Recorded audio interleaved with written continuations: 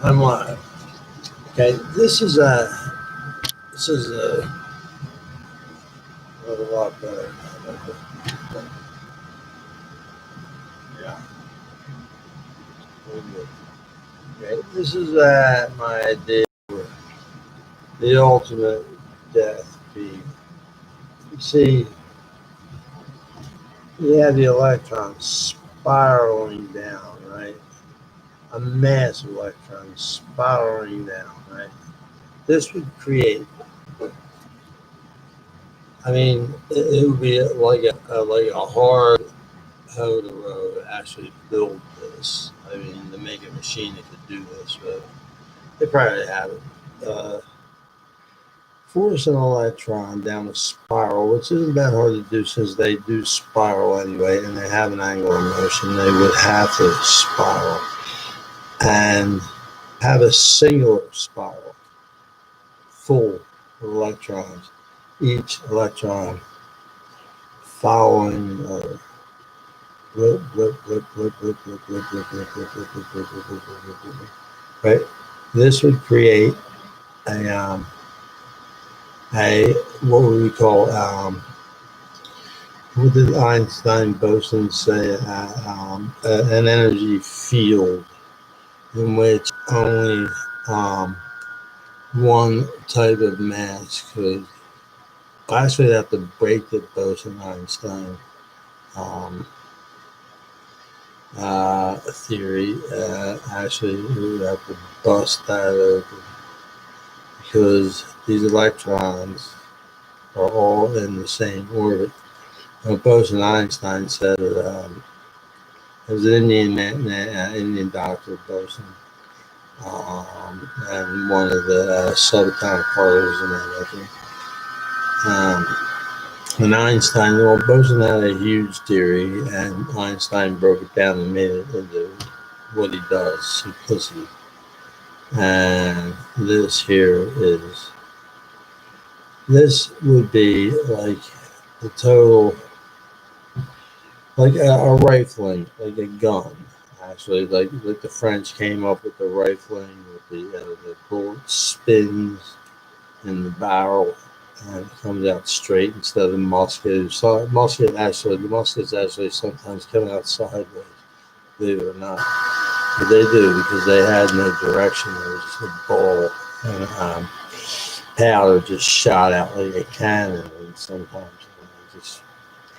But the rifling of an electron um, and a mass of protons being a single beam would be devastating to the mass below it. Any ground below this would be immediately like disintegrated. Not disintegrated, but like laid to waste, pretty much.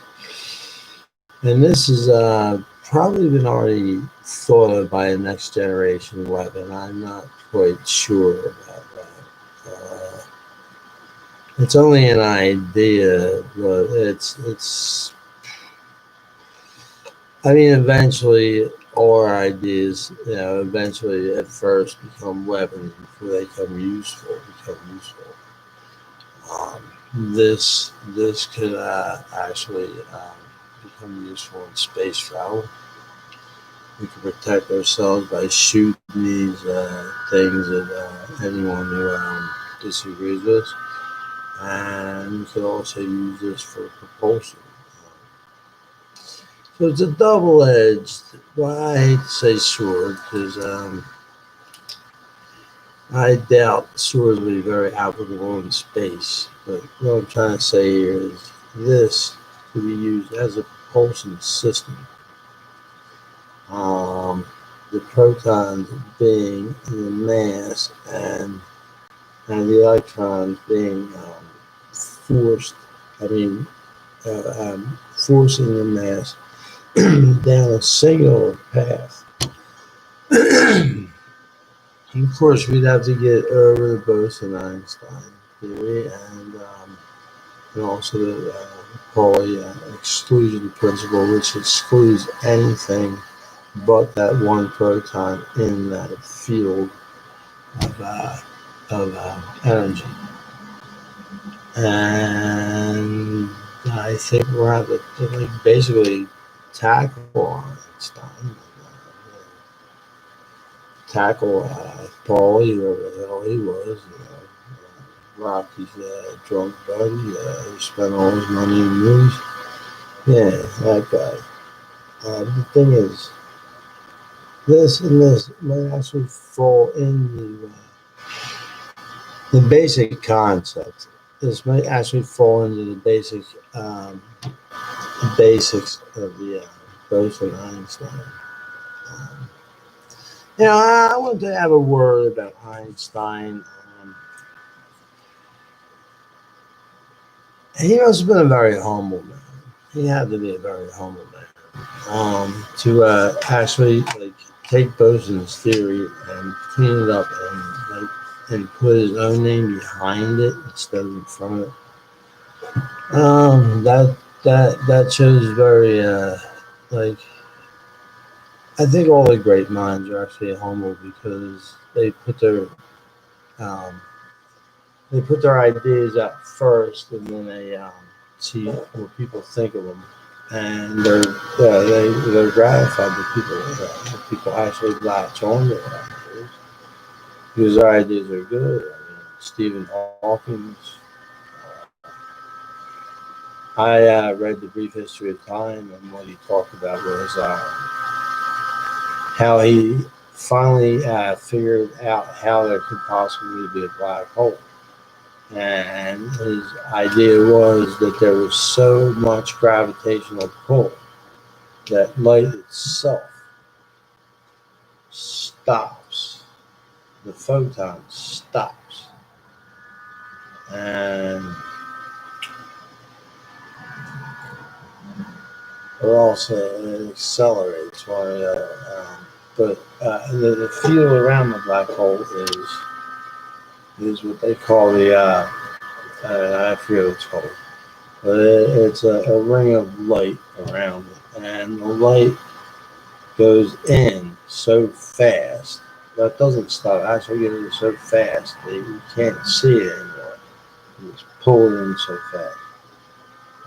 From the observer's point of view, this takes a long time.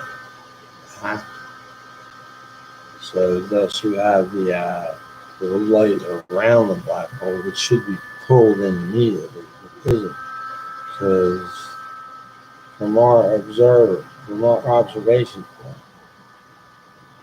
the light appears to be around the black hole, but in reality, it's already pulled into the black hole, and therein lies the rub. You see how um, can we see it there? It's not actually there.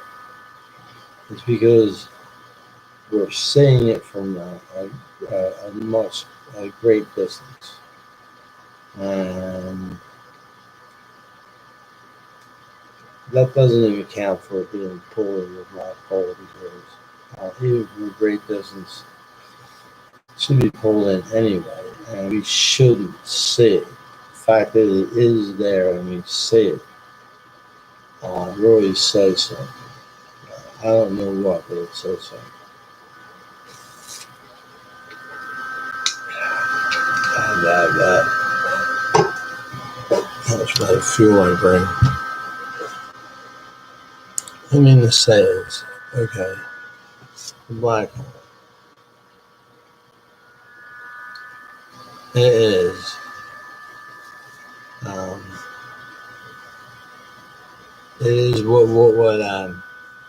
what we call a star collapsing in on itself. The gravitational pull of a star is so dense it collapses in on itself so far, and with such a great force that it pulls all the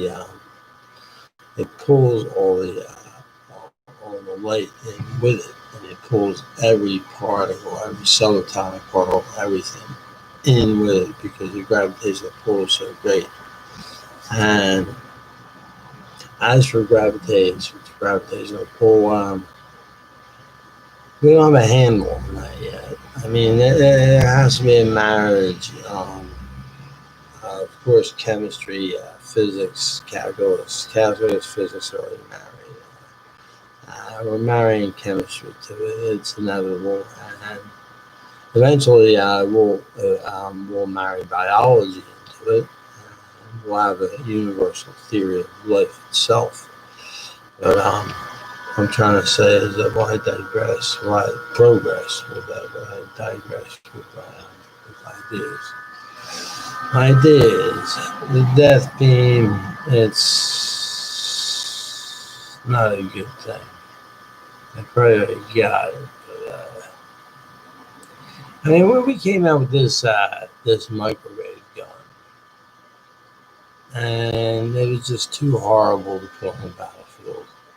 It was. I'm glad they scrapped that whole idea.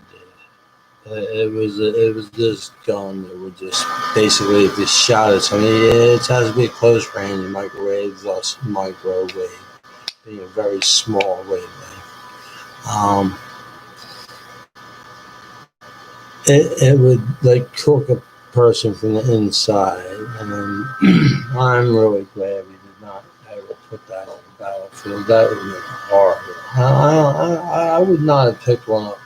I'd rather be killed myself than to cook someone from the inside. That's horrible. And it really is. It's like, I mean, who came up with this one? You know, a microwave. I mean, a microwave gun. I mean, and there's people that actually think that the World Trade Center was actually melted by a microwave gun or a microwave device. And first of all, how the hell, you know how much power it would take? I mean, where are they going to hide this thing? I mean, the power would have to be like the batteries itself would have to be the size of a warehouse. And it would have to be close by. I mean, did anybody notice a warehouse with a big microwave gun sticking out? Because it can't be done from space. It's impossible. It's impossible. It can't be done from space. The microwave is a short. It's short. It would take an immense and enormous amount of power to do that. I mean, and they talk about the anomalies in the 9/11. Say the post office truck that didn't get burnt, but like 3 miles away there's shit melted, you know, trucks and cars melted and stuff. You know, there's no precedent set for this. I mean, we're talking about a huge building coming down, a huge mass coming straight down. We're talking about a lot of friction. I mean, a lot of friction. Of course, it's going to be particles and dust. I mean, what else could it happen to be? I mean, what could it turn into but particles and dust?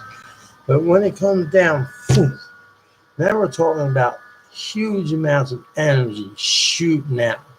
Okay, so there will be anomalies in that, okay, heat will have to draw. Heat will have to draw its heat from a source, and there will be some sources that will actually be, you know, will be anomalies in that, or it will be actually cold. I'm sure there was parts of that ground that was frozen, as I'm sure there are parts of that heat that was just flung out, like and burnt those cars way out there. But the truck right by there, got the mail truck right by there, got just jumped over. Just got jumped over. Um, the heat, the cold, the heat and the cold, they have to balance out. So if there's cold, there must be great heat here.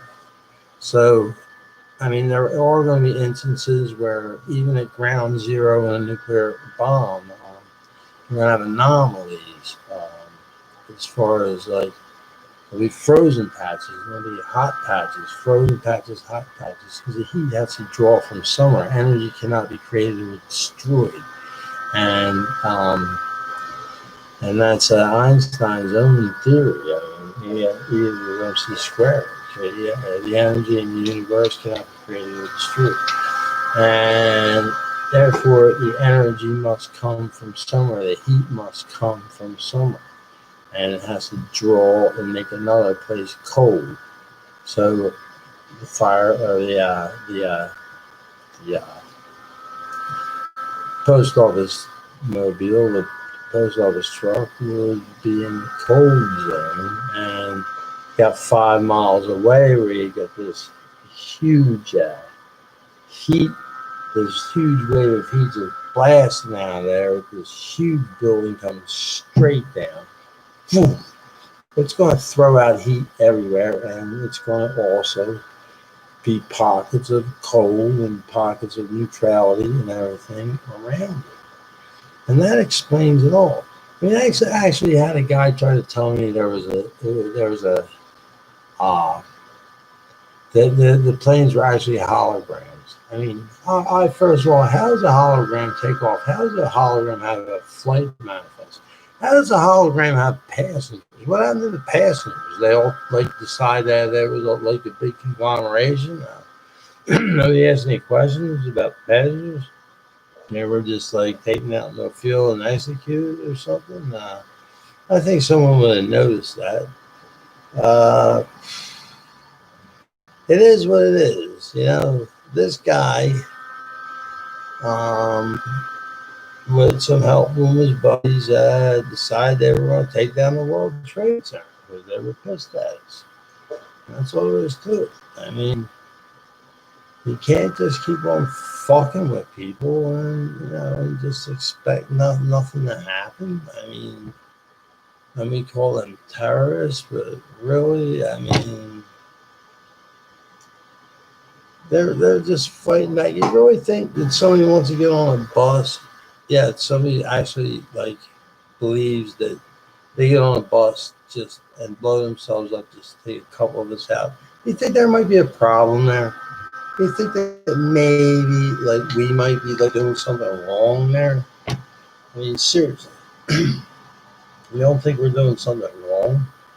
I mean, because I do. I think if somebody gets on a bus and tries to just take a few of us out and die taking a few of us out, you don't believe there's a problem with that? I mean, you don't think that we're fucking with these people?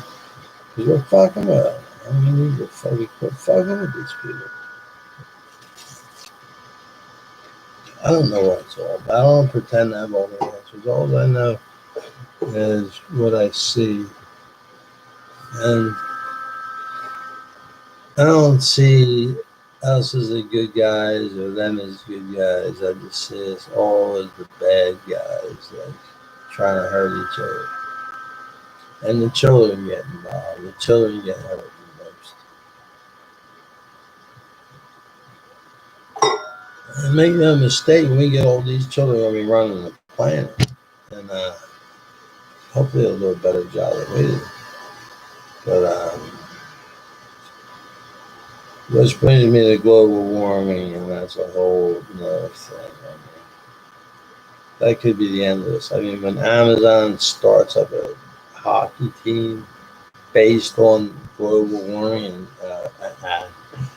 and earning money for global warming, to address the problem, I never thought that global warming was like in question. I mean, the fact that the globe is warming, it is. I always thought it was a question of whether we were responsible for that. Like, there's actually no proof that we are actually responsible for that. There's a certain amount of gas that goes, from us, and I've been hearing about this ever since.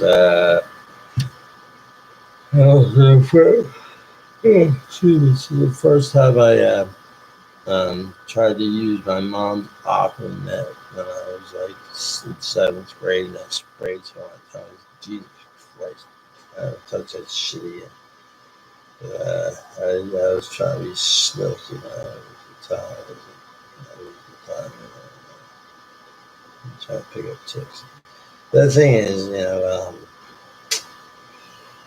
And even then, I knew that this shit was hurting me. It was putting out noxious gases that, like carbon.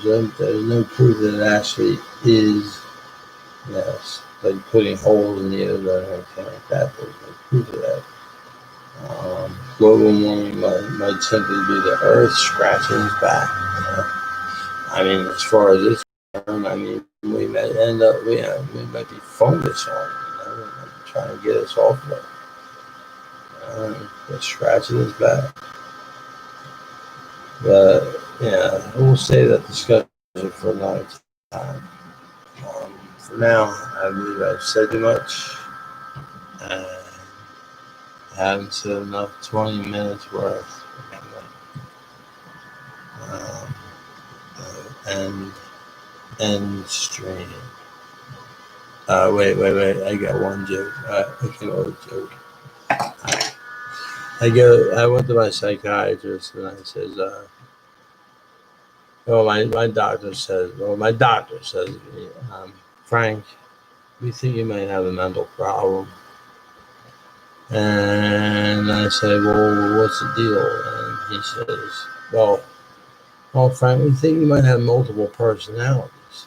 And we think that might be an issue. I mean, that might be a real problem for you. And I said, well, I mean, the General Assembly just concluded that by polling the entire population, my entire population in my head that everything was fine. 90% agreed that I was just fine. But, I gotta clean that up a little bit, but yeah, right. Okay. Say something.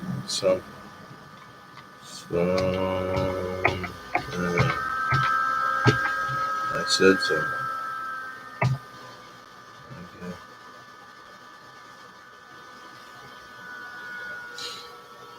Fuck that joke. What was it? I forget.